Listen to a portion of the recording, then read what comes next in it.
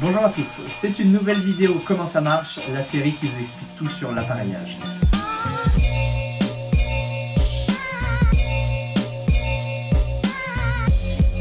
Nous allons aujourd'hui traiter d'un sujet très important qui est autant une problématique pour les patients que pour les prothésistes.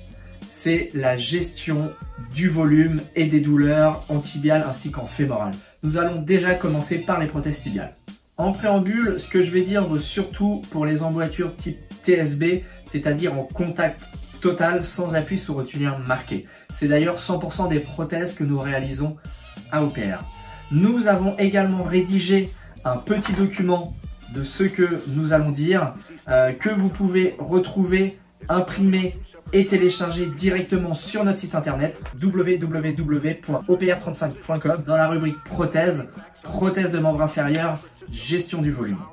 Nous partons du principe que l'emboîture test a été essayée, validée, que le prothésiste a mis en fabrication définitive cette emboîture, qu'elle a également été livrée, que tout va bien pour vous et que les douleurs commencent à apparaître quelques semaines après.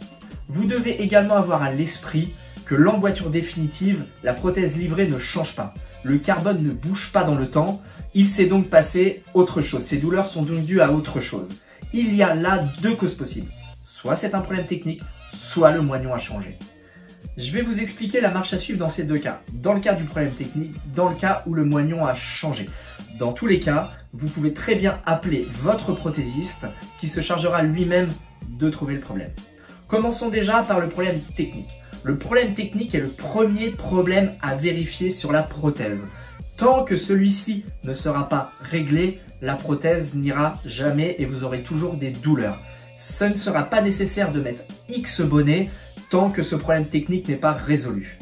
Si vous avez une valve et une gaine de suspension, deux problèmes peuvent se poser. Soit c'est un problème de valve, soit c'est un problème de gaine.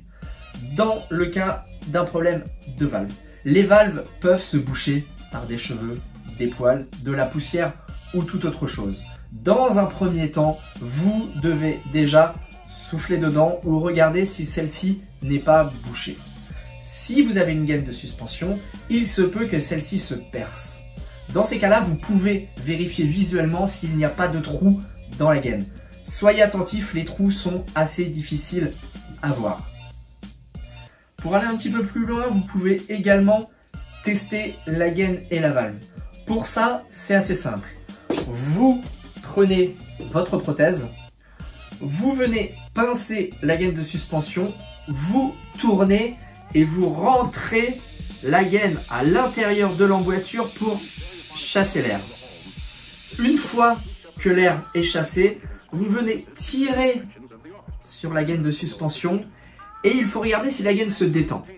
Si la gaine se détend, c'est effectivement qu'il y a un problème sur la gaine ou sur la valve. Dans ce cas, la démarche à suivre est également assez simple. Vous utilisez la deuxième gaine qui vous a été fournie à la livraison par le prothésiste pour la mettre en place sur la prothèse. Dans ce cas, vous refaites le même test de la gaine. Si jamais de l'air continue de rentrer dans la prothèse, c'est un problème de valve. Si jamais l'air ne rentre plus dans la prothèse et la gaine ne se détend pas, tout est bon, vous pouvez rechausser la prothèse. Si vous avez un accrochage distal, il se peut que le plongeur ne rentre plus au fond de l'emboîture ou que vous ayez échangé les plongeurs. Soyez vigilants, les plongeurs ne sont pas les mêmes en fonction des fournisseurs. Pour tester cela, comment faire? C'est assez simple. Il vous suffit de prendre le manchon, de le retirer du moignon et de venir le rentrer manuellement à l'intérieur de l'emboîture. Vous pourrez ainsi vérifier que le plongeur va jusqu'au fond de la prothèse. Si vous avez un système de cordelette, ce qui est assez rare sur les prothèses tibiales, vérifiez qu'il n'y ait pas de nœud dans la cordelette. S'il y a un nœud, le système ne pourra pas tracter correctement le manchon au fond de l'emboîture. J'insiste là-dessus, mais vérifiez bien ce côté technique dès que vous avez des douleurs. Si le côté technique n'est pas résolu, il y aura toujours des problèmes, de l'inconfort et des douleurs dans la prothèse. Je le répète également, n'hésitez pas à appeler votre prothésiste qui saura vous aiguiller et vous faire réaliser les bonnes démarches pour contrôler tous ces aspects. Une fois le problème technique résolu, maintenant soit le moignon a grossi, soit le moignon a maigri.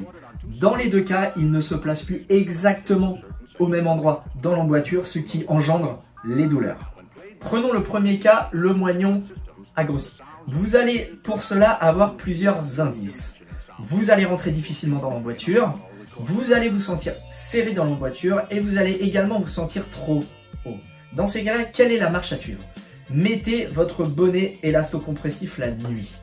Réessayez le lendemain de voir comment vous rentrez dans cette emboîture. Si c'est mieux, conservez ce bonnet élasto-compressif la nuit.